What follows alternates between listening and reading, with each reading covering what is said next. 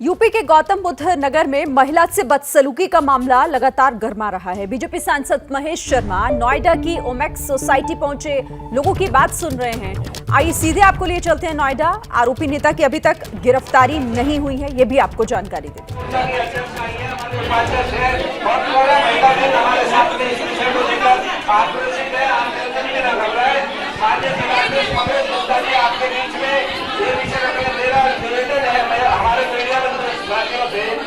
हमारा थोड़ा जगह बना देंगे, सब पीछे देख लेंगे। अनुरोध है, थोड़ा सा पीछे से देख लीजिए सब लोग, थोड़ा पीछे आगे से भी हो जा भैया। ये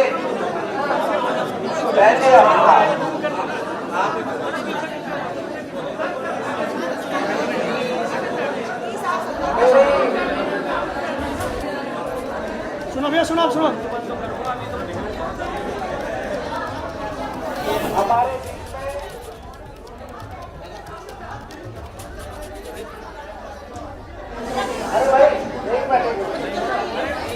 तो तस्वीरें आप देख रहे हैं उसी सोसाइटी की जहां पर ये पूरा बवाल हुआ है। और आज महेश शर्मा यहां पर लोगों के बीच पहुंचे हैं उनकी बात सुनने के लिए इस पूरे मामले में। हालांकि अभी तक आपको बता दें, जिस बीजेपी का नेता बताया जा रहा है, जिस शख्स पर ये आरोप लगे हैं, तस्वीरें भी आप देख रहे हैं, उसकी गिरफ्तारी अब तक नहीं हुई है। तो नोएडा में महिला के साथ बदसलूकी का ये पूरा मामला, बीजेपी सांसद महेश शर्मा ओमेक्स सोसाइटी पहुंचे और वहीं से सीधी तस्वीरें आप देख रहे हैं। मीडिया बंधुओं से और सारे रीजन से बोलना चाहता हूँ, ये क्या कि हमारा किसी भी प्रकार का सदस्य नहीं है।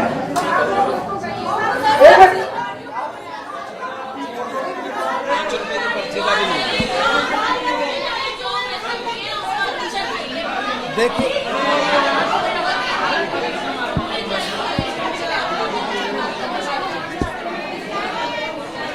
हेलो, सभी बहनों भाइयों से रिक्वेस्ट है, 2 मिनट के लिए या 5 मिनट के लिए चुप हो जाइए।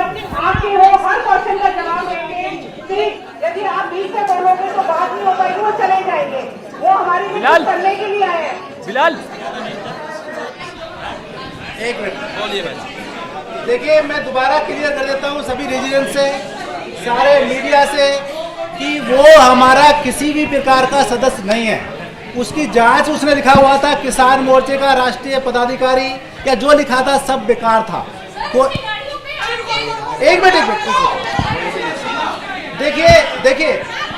देखिए बहन जी, कोई भी व्यक्ति अपनी गाड़ी पे या अपने झंडा लगा सकता है, बीजेपी का नाम कर सकता है। एक मिनट सुने, एक बार बोलने दीजिए ना। एक मिनट, दूसरी बात मैं कहना चाहता हूँ।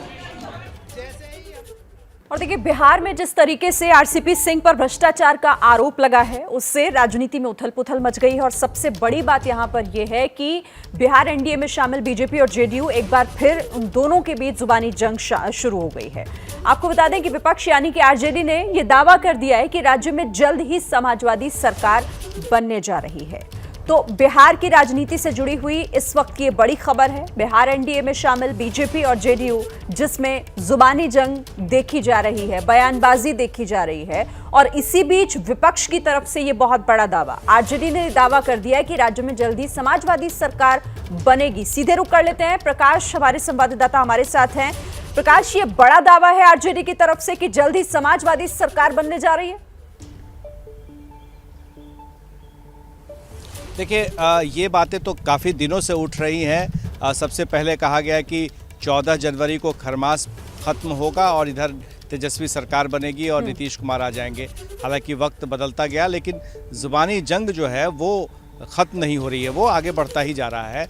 आप देख रहे होंगे कि मैं कितनी भी कोशिश कर रहा हूँ आरजेडी के नेताओं से नीतीश कुमार पर किसी तरह की टिप्पणी का, विपक्षी नेता के होने के तौर पर भी, विपक्ष के पार्टी होने के तौर पर भी, तो कोई भी ज़बान नहीं खोल रहा है। नीतीश कुमार के खिलाफ कोई खुलकर खड़ा नहीं हो रहा है। यही हाल जेडीयू का भी है। जेडीयू के भी कोई नेता ना तो तेजस्वी पर, ना ही लालू परिवार पर, जो बहुत ज़्यादा मुखर हुआ करते थे, वैसे प्रवक्ता, वैसे नेता भी अब चुप है। तो जाहिर है कि ये सवाल उठेगा ही। और अब ऐसे मौके पर जब आरसीपी सिंह के ऊपर में उन्हीं की पार्टी के नेताओं ने भ्रष्टाचार के आरोप लगा दिए हैं और जांच करने की भी बात हो रही है, तो इस पर भी आरजेडी की तरफ से तल्ख टिप्पणी नहीं आती है। तो इसको कहीं ना कहीं हवा मिल रही है कि ये जो बीजेपी और जेडीयू के बीच जो टेंशन हो रहा है उसके कई सारे कारण हैं। उस कारणों में से एक यह भी कारण है आरसीपी सिंह काफ़ी नज़दीक हो चुके थे बीजेपी के और वो जेडीयू से ज़्यादा वो बीजेपी के पाले में नज़र आते थे।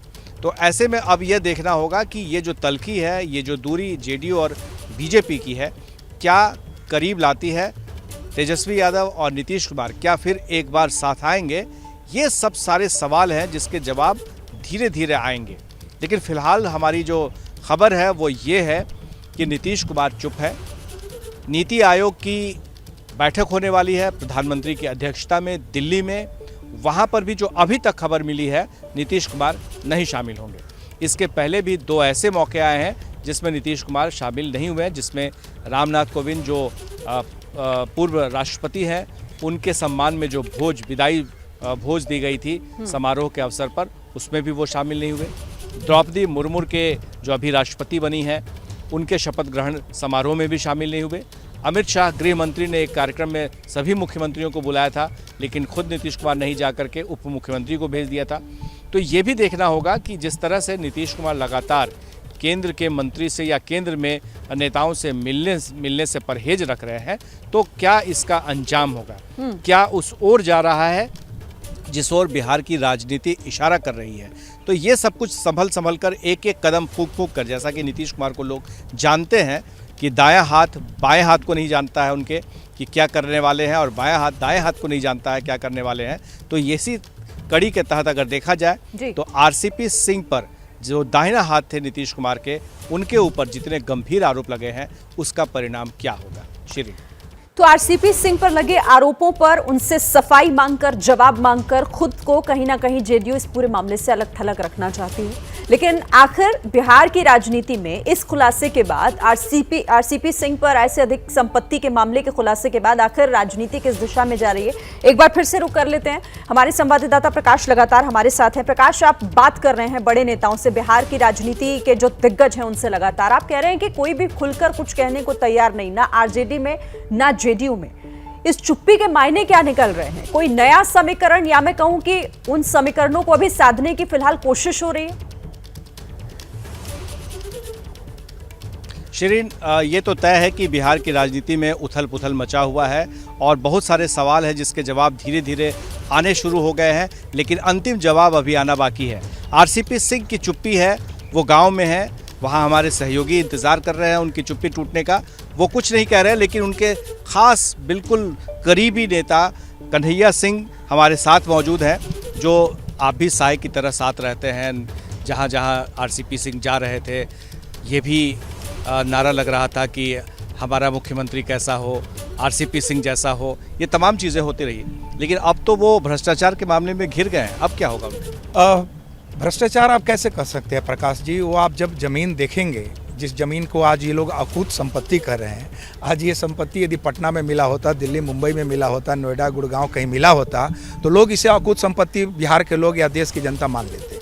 लेकिन ये ज़मीन कहाँ है? रोही प्रखंड में, इस्लामपुर, आप बताइए। वहाँ जब जाएंगे तो उनके गांव के इर्द गिर्द में ये ज़मीन है, उनके खेत के इर्द गिर्द में ज़मीन है, जिस ज़मीन की कीमत जब ये लिए होंगे तो मुझे लग रहा है कि 1000 रुपये कट्ठा या लाख रुपए के बीघा से ज़्यादा ज़मीन नहीं होगा। ये कोई पटना के इर्द गिर्द की ज़मीन नहीं है कि जिसको हम लोग कहें कि भ्रष्टाचार का है।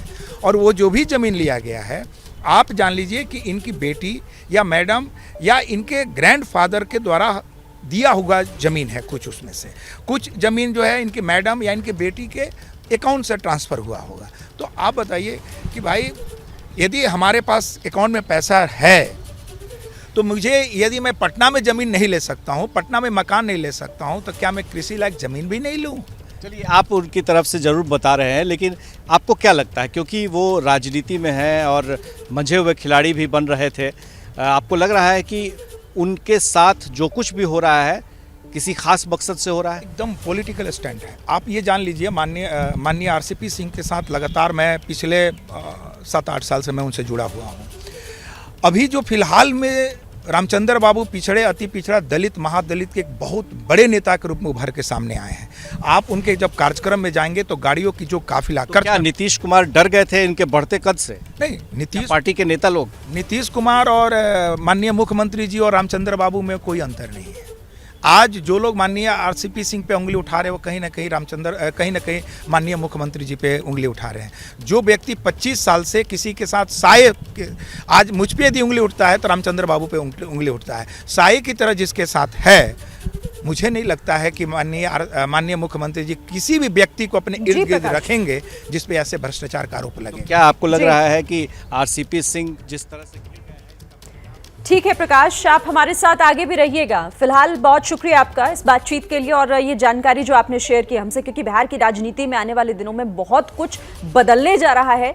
कम से कम जो वहां की बता रही है हवा, सियासी हवा, वो यही बता रही है। ठीक है, आप प्रकाश हमारे साथ बने रहिएगा। लेकिन बिहार में इस वक्त जो घमासान मचा हुआ है, जेडीयू नेता आरसीपी सिंह पर उनकी पार्टी ने भ्रष्टाचार के आरोप लगा दिए हैं और इसी को लेकर बिहार में नया सियासी घमासान भी शुरू हो गया है।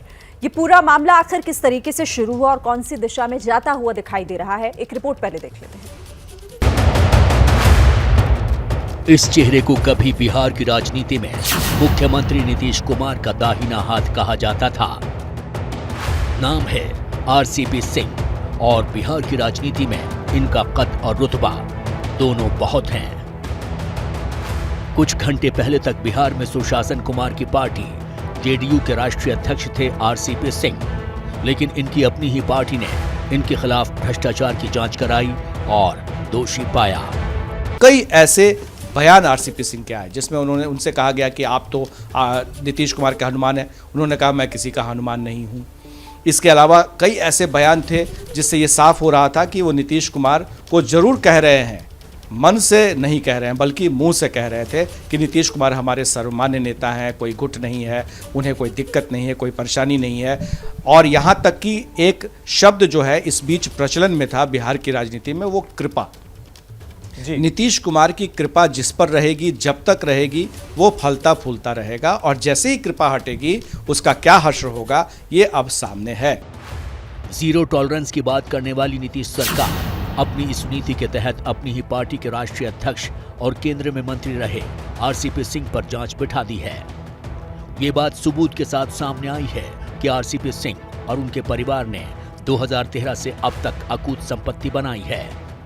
कुछ पत्नी के नाम तो कुछ दोनों बेटियों के नाम से है। खास बात यह है कि संपत्ति का ब्यौरा जेडीयू के ही नेताओं ने जुटाया है। 2013 से अब तक नालंदा जिले के अस्थामा और इस्लामपुर में 40 बीघा जमीन खरीदी। ज्यादातर जमीनें पत्नी गिरिजा सिंह और दोनों बेटियों लिपि सिंह और लता सिंह के नाम पर हैं। 2016 के चुनावी हलफनामे में आरसीपी सिंह ने इन संपत्तियों का जिक्र तक नहीं किया है। अब एक एक करके आरसीपी सिंह की जुटाई इस अकूत संपत्ति का ब्यौरा देखिए। केवाली में 12 प्लॉट, इस्लामपुर अंचल में 24 प्लॉट, इस्लामपुर में दान वाली जमीन पर खरीदी गई सैफाबाद मौजा में 12 प्लॉट। चरकावा के नरेश प्रसाद सिंह ने बेलधर बिगहा के धर्मेंद्र कुमार को दान में जमीन दी। धर्मेंद्र कुमार ने यही जमीन लिपि और लता सिंह को बेच दी। 4 सितंबर और 15 सितंबर 2014 विश्वेश्वर साव ने 2 प्लॉट खरीदे। 18 सितंबर 2014 विश्वेश्वर साव ने दोनों प्लॉट लिपि और लता सिंह को बेच दिए। ऐसे ही 2 और मामले हैं जिसमें कुछ दिनों के अंदर दूसरे को बेची गई जमीन लिपि सिंह और लता सिंह को बेची गई। 35 पन्नों के दस्तावेज में जमीन की खरीद का पूरा ब्यौरा है।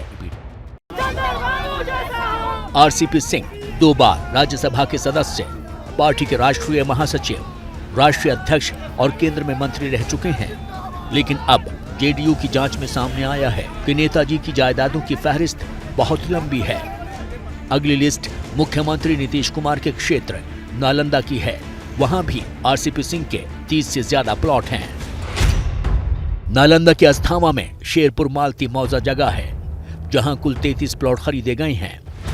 2011 से 2013 के बीच 4 प्लॉट लता सिंह और लिपि सिंह के नाम पर लिए गए, जबकि 12 प्लॉट आरसीपी सिंह की पत्नी गिरिजा सिंह के नाम पर हैं। इसके अलावा 18 और प्लॉट हैं जो लता सिंह के नाम पर खरीदे गए हैं। मोहम्मदपुर में 2015 में एक प्लॉट गिरिजा सिंह के नाम पर खरीदा गया। दस्तावेज में एक एक प्लॉट का हिसाब दिखाया गया है। राजनीति में आने से पहले आरसीपी सिंह आईएएस अफसर थे और एक अफसर के तौर पर काफी तेज तर्रार माने जाते थे। यही तेजी उनकी जमीन की खरीदारी में भी देखी गई। जमीन के जो कागजात हैं उसमें उनकी पत्नी का नाम गिरिजा सिंह है और इसमें स्पेलिंग में हेरफेर मिली है। हालांकि उन्होंने हलफनामे में यानी 2010 और 2016 में जो चुनाव आयोग को सौंपे थे उसमें भी नाम में कुछ गलतियां हैं। ऐसे में जो दाखिल खारिज की गई, जो केवाला किया गया, उसमें भी अलग अलग जगह पर नाम देखे गए। आरसीपी सिंह साल 2010 में राज्यसभा के सांसद के तौर पर चुने गए और उसके 3 साल बाद यानी 2013 से वो और उनका परिवार जमीन खरीदने में जुट जाते हैं। अब जेडीयू आरसीपी सिंह को जवाब तलब कर रही है। सत्ता में रहते हुए, सरकार में या फिर पार्टी के शीर्ष पद पर रहते हुए कहां से इतनी संपत्ति उनके पास आई, इसकी जानकारी पार्टी चाहती है और इसलिए पार्टी ने उनसे जानना चाहा है कि जो ब्यौरा पार्टी को प्राप्त हुआ है इस पर आपका क्या कहना है।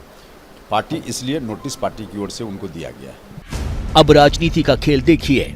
आरजेडी विपक्ष में है, निशाने पर नीतीश के करीबी हैं, लेकिन आरजेडी नीतीश पर नरम और बीजेपी पर गरम है।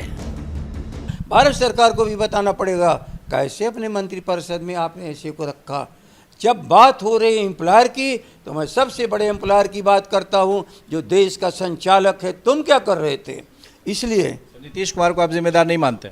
नीतीश कुमार उसी के पुर्जे हैं, याद रख लीजिए। जब बात होती है तो पूरी मशीनरी की जब बात होती है तो इसमें एक छोटे पुर्जे की बात क्या कहा जाए। पूरे मामले पर नीतीश सरकार में सहयोगी बीजेपी न तो हमला कर रही है और न ही बचाव। भ्रष्टाचार है ना है ये तो जांच से पता चलता है, लेकिन मैं किसी पार्टी में कुछ हो रहा हो उस पर कोई टिप्पणी नहीं करना चाहूँगा। लेकिन एक अच्छी परंपरा जनता दल यूनाइटेड में शायद सभी राजनीतिक पार्टियों को कि पार्टियां तय करें कि उनके भीतर उनके दायरे में भ्रष्टाचार पर जांच करे और राजनीतिक पार्टी इस सवाल को उठा के अपने यहाँ जांच करे। शायद ये नई चीज जो भारत की राजनीति में दिख रही है। तो वहीं चिराग पासवान भ्रष्टाचार को लेकर नीतीश पर हमलावर हैं। यही आरसीपी जब तक आपका प्रतिनिधित्व केंद्र सरकार में कर रहे थे ये ठीक थे। नीतीश जी, मौजूदा मुख्यमंत्री नीतीश कुमार जी को आरोप लगाने से पहले ये भूलना नहीं चाहिए कि ये उन्हीं की पार्टी के पूर्व अध्यक्ष भी रह चुके हैं। तो क्या मुख्यमंत्री जी की पार्टी ये कहना चाह रही है कि जो मुख्यमंत्री कहा जाता है तथाकथित जीरो टॉलरेंस रखते हैं करप्शन के खिलाफ, तो क्या वो इनको अध्यक्ष रखते हुए इनके भ्रष्टाचार को टॉलरेट कर रहे थे? कहते हैं राजनीति में टाइमिंग का बड़ा खेल होता है। सही समय पर अगर सही कदम उठाया गया तो वो मास्टर स्ट्रोक साबित होता है। सवाल ये उठता है कि आरसीपी के खिलाफ जो भ्रष्टाचार के आरोप लगाए गए हैं, क्या उसके टाइमिंग का चुनाव किया गया है? कहीं ऐसा तो नहीं कि इस मास्टर स्ट्रोक के बहाने जेडीयू ये बताना चाहती है कि उनके नेता नीतीश कुमार भ्रष्टाचार पर कोई समझौता नहीं करते, चाहे उनका पुराना वफादार साथी हो और या दाहिना हाथी क्यों ना। बहरहाल आगे बढ़ते अगली खबर का रुख कर लेते हैं। अब नोएडा के उस कथित नेता की बात कर लेते हैं जो बीजेपी का नाम लेकर गुंडई करता था। बात उस श्रीकांत त्यागी की जो नोएडा की एक बड़ी सोसाइटी में अपने झूठे रुतबे के दम पर अवैध कब्जा करता था, महिलाओं के खिलाफ गाली गलौज और मारपीट करता था। बीजेपी ने साफ कर दिया है कि वो बीजेपी का सदस्य नहीं है और ये नकली नेता फिलहाल पुलिस से भागा भागा फिर रहा है। सवाल है कि आखिर ये कब गिरफ्तार होगा। मेरे पति को भी जानता हूं। भाषा मवालियों वाली,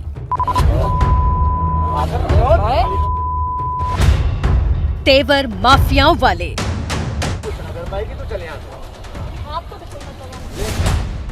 करतूत सड़क छाप गुंडों वाली। आराम से सर, आराम से। गाली गलौज कर रहा ये शख्स श्रीकांत त्यागी है जो खुद को नेता बताता है। वीडियो यूपी के नोएडा के सेक्टर 93 में ओमैक्स ग्रैंड अपार्टमेंट का है जहां श्रीकांत त्यागी रहता है। जिस महिला को धमका रहा है वो उसी अपार्टमेंट की रहने वाली है।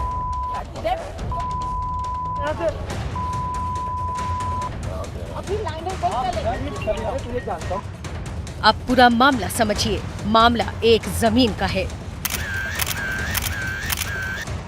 जमीन अपार्टमेंट की है, श्रीकांत त्यागी के ग्राउंड फ्लोर वाले फ्लैट के सामने की है। किसी शातिर भू माफिया की तरह श्रीकांत की नजर जमीन पर थी। उसने पहले अपने घर की बाउंड्री तोड़कर उसे कॉमन एरिया वाली जमीन से मिलाया, फिर उस पर बड़े पेड़ लगाए, फिर उसमें जमीन के इस टुकड़े के चारों तरफ पौधे लगाकर जमीन को घेर लिया।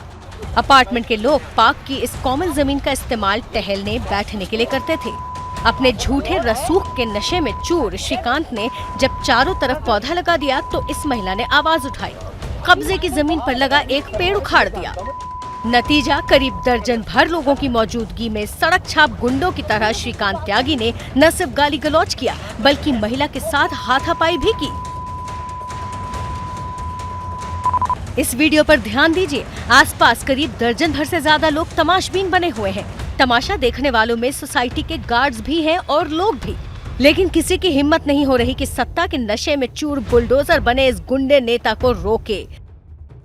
भैया रेसिडेंट्स क्या, हमारी सिक्योरिटी सब घबराई हुई है, क्योंकि वो किसी पे भी कभी भी हाथ उठा देता है, कुछ भी बदतमीजी से बोलते हैं। वो गार्ड्स के साथ बदतमीजी कर चुके हैं, मेल हमारे जो जेंट्स हैं उनके साथ बदतमीजी कर चुके हैं, सिक्योरिटी के साथ। तो हमें ये लगा शायद लेडीज़ के साथ बदतमीजी ना करें, दैट्स वाई आई केम आगे। बट मुझे क्या पता था कि वो लेडी, और जब उसने लेडी के साथ बदतमीजी की फिर all the ladies were together and then we fought against him. तो मतलब वो किसी के साथ भी बदतमीजी कर सकते थे, सिर्फ हम नहीं। अब तो पहले जेंट्स डरे हुए थे, अब we all ladies are scared and we all the kids are also scared. We don't want him in our society. ये खौफ है इस सोसाइटी में इस सड़क छाप गुंडे का, जो रसूख की रवायत के लिए गनर लेकर चलता है, खुद को बीजेपी नेता बताकर अवैध कब्जा करता है। जब मामले ने तूल पकड़ा तो बीजेपी ने इसके झूठ की काजल कोठरी पर ही ताला जड़ दिया।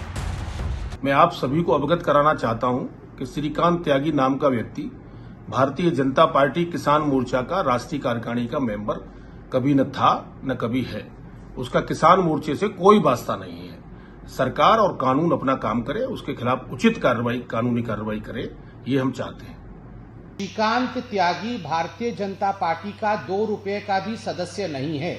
जो हमारा फॉर्म होता है प्राइमरी मेंबरशिप का, उसका भी सदस्य श्रीकांत त्यागी नहीं है। श्रीकांत त्यागी का भारतीय जनता पार्टी से कोई लेना देना नहीं है।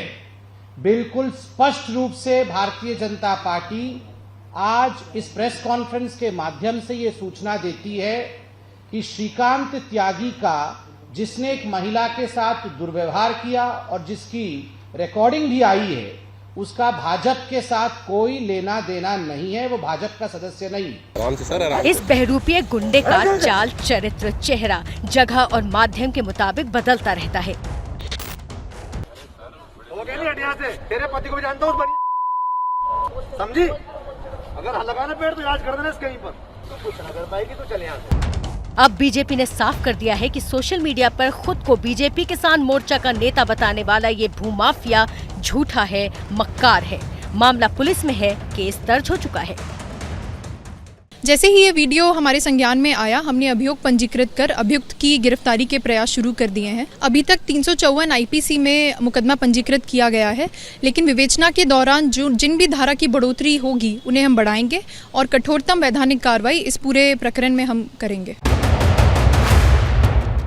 शनिवार के दिन पुलिस ने इसके घर पर भी दबिश दी है और इसकी 3 गाड़ियां कब्जे में ले ली हैं। इन गाड़ियों पर जो नंबर था वो भी इसके नेता होने के झूठ को तेजी से फैलाने में मददगार था। ये देखिए इसकी इस लग्जरी एसयूवी का नंबर, ये नंबर 1 है। इसी वीवीआईपी नंबरों के दम पर भी वो अपने रसूख के दावों को लोगों के सामने झाड़ता था। खुद को बीजेपी नेता बताकर लोगों को धमकाने का झूठ फैलाने वाले श्रीकांत त्यागी का विवादों से पुराना नाता है। ये बददिमाग बेवफाई के आरोप में लखनऊ में पहले भी अपनी बीवी और बच्चों के सामने बेइज्जत हो चुका है। उस वक्त गोमती नगर थाने में काफी बवाल हुआ था। बड़ी गाड़ी, गनर और घर के बाहर तैनात बाउंसरों के दम पर श्रीकांत त्यागी ने भ्रम फैला रखा था कि वो रसूखदार नेता है जिसकी पहुंच लंबी है। इसी झूठी पहचान के दम पर उसने पहले इसी सोसाइटी में बेसमेंट पर भी कब्जा कर रखा है। आप देख सकते हैं इस वक्त तस्वीरों में कि ये जो है श्रीकांत त्यागी के बेसमेंट की दीवार है, जहां पर पहले जो है वो दरवाज़ा हुआ करता था। कल तक जो है ये जो दीवार है यहाँ पर एक दरवाज़ा नुमा हुआ करता था यहाँ पर, और जैसा कि रेजिडेंट बता रहे हैं कि इसी दरवाजे के ज़रिए जो है वो उनके बाउंसर्स और बाकी चीज़ें जो हैं वो जाया करती थी। और मैं अपने कैमरा पर्सन को दिखाऊंगा कि इसके साथ ही साथ वो और भी बेसमेंट की दीवारें दिखाए। आपको बेसमेंट में कहीं पर भी जो है वो दरवाजे जैसी कोई संरचना जो है वो नहीं मिलेगी। सिर्फ जो है ये जो फ्लैट है श्रीकांत त्यागी का, सिर्फ और सिर्फ यहाँ पर आपको ऐसी जो संरचना है दरवाजे की वो आपको सिर्फ यहाँ पर दिखेगी। कुछ इसी सोसाइटी के निवासी जो है वो हमारे साथ मौजूद है। मैम, आप सबसे पहले अपना नाम बताएं और ये जो क्या यहाँ पर पहले जो है दरवाज़ा हुआ करता था? मैं नमिता सिंह ग्रांड ओमेक्स निवासी हूँ और पहले यहाँ डोर नहीं था, बेसमेंट की दीवार थी। जो ग्राउंड फ्लोर वाले हैं उनको मतलब जो 3+ ड्राइंग रूम है उसके साथ उनको बेसमेंट मिला है ग्राउंड फ्लोर वालों को। तो यहाँ पर कोई डोर नहीं था, ये पूरी दीवार थी। मिस्टर श्रीकांत त्यागी ने दीवार को तोड़ के अपना गेट निकाला और इस गेट को मिसयूज करता था, अपने जो भी हथियार ले जाना और जो यूज करता था बंदूक या गन वो यहाँ से लेके जाता था। और उसकी जो मतलब कि जो गाड़ियाँ थी, पुलिस एस्कॉर्ट जीप थी, वो यहाँ खड़ी करता था दादागिरी पे। उसकी यहाँ पार्किंग नहीं थी। यदि कोई गार्ड कुछ बोलता था या मेंबर कुछ बोलता था तो वो थप्पड़ मारता था बुरी तरह। और इससे पहले भी 2-3-4 साल पहले भी घटनाएं हुई हैं। श्रीकांत की वाइफ और उसके बच्चे और उस श्रीकांत त्यागी ने, मिस्टर अंशुल थे अग्रवाल 7th फ्लोर पे, उनको भी एक बार भयंकर मारा था, नाक से खून निकाल दिया था। और उनकी जो बाउंसर थे उन्होंने उसके हाथ बांध दिए थे पीछे से और इतना मारा था कि उसकी नाक से, सिर से खून आने लगा। बॉडी की शकल लेके आ गई है। क्या हो गया भाई साहब? अरे उसके डर का ये कारोबार सोसाइटी में कई दिनों से चल रहा था। फिर एक महिला ने हिम्मत दिखाई और इसकी झूठ की लंका को जलाकर खाक कर दिया। गाली गलौज का वीडियो वायरल होने और श्रीकांत तिवारी के फरार होने के बाद श्रीकांत त्यागी के अवैध कब्जे वाली जमीन पर लोगों के गुस्से का बुलडोजर चल गया।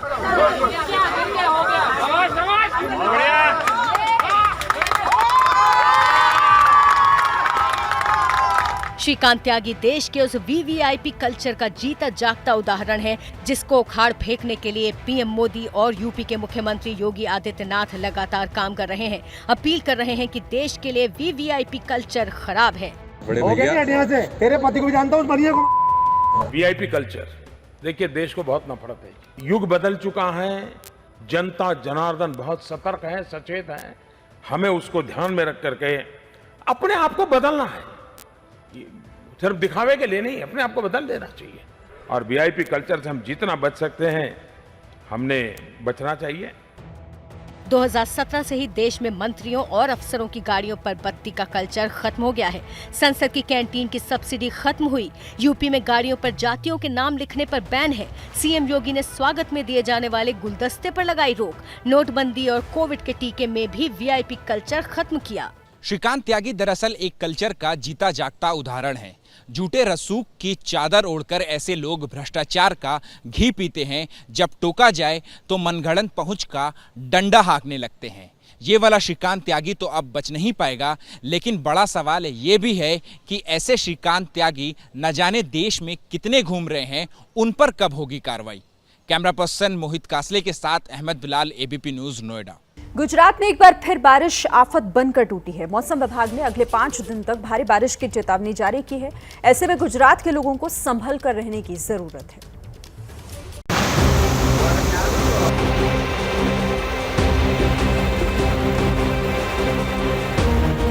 सड़कें पानी से लबालब भरी, गलियों में घुटने तक पानी जमा। सड़क पर जमा पानी दुकानों में घुसने लगा। फ्लाईओवर पर पानी भर गया है। तस्वीरें गुजरात के सूरत की। डायमंड सिटी सूरत थोड़ी सी बारिश में जलमग्न हो गई।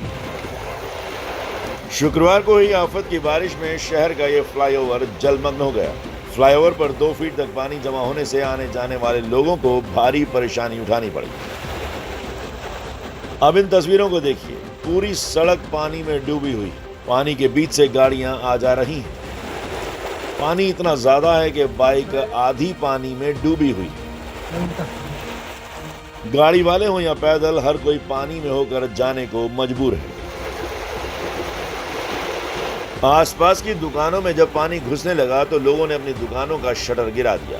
जो दुकान थोड़ी ऊंचाई पर थी वो खुली जरूर दिखी। बारिश ने सूरत शहर के ड्रेनेज सिस्टम की पोल खोलकर रख दी। सूरत समेत गुजरात के कई जिलों में बारिश हो रही है।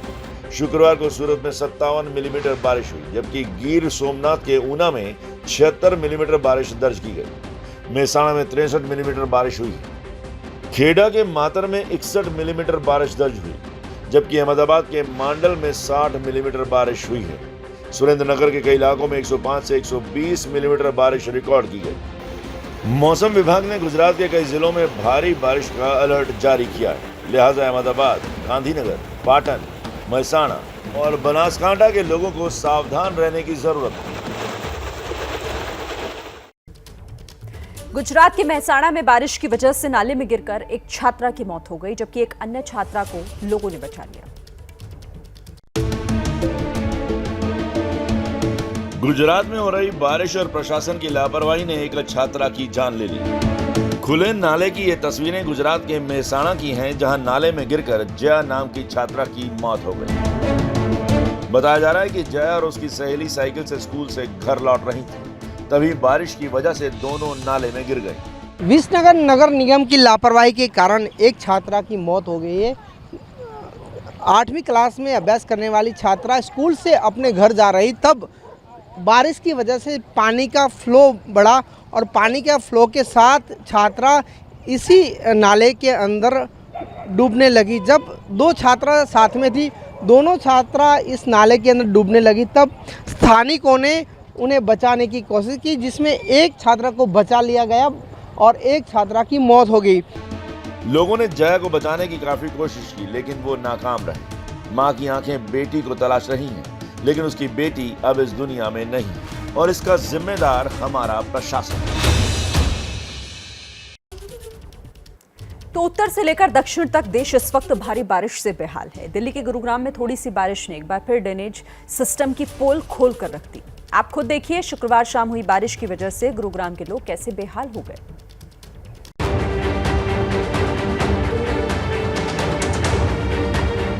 थोड़ी सी बारिश क्या हुई कि साइबर सिटी गुरुग्राम पानी पानी हो गई।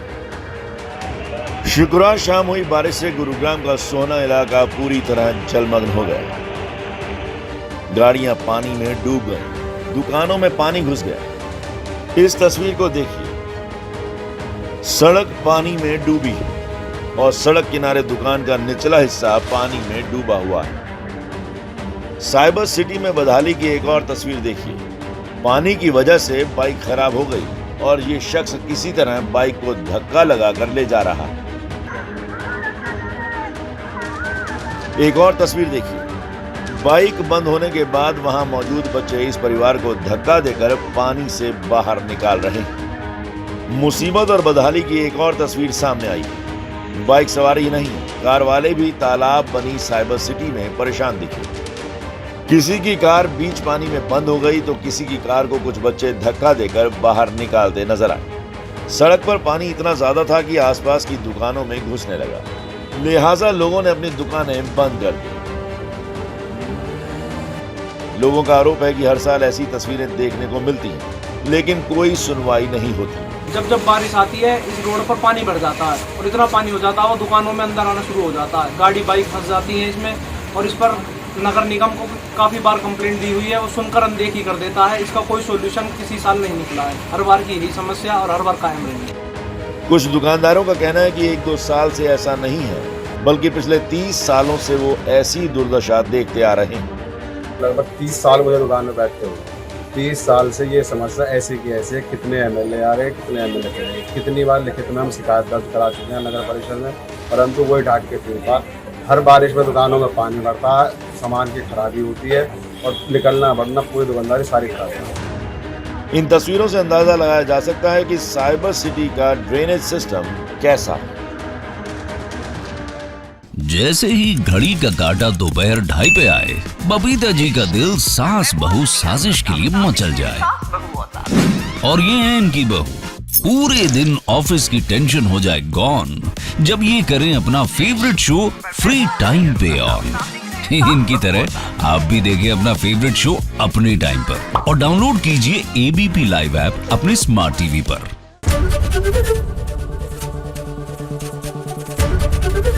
एबीपी न्यूज आपको रखे आगे।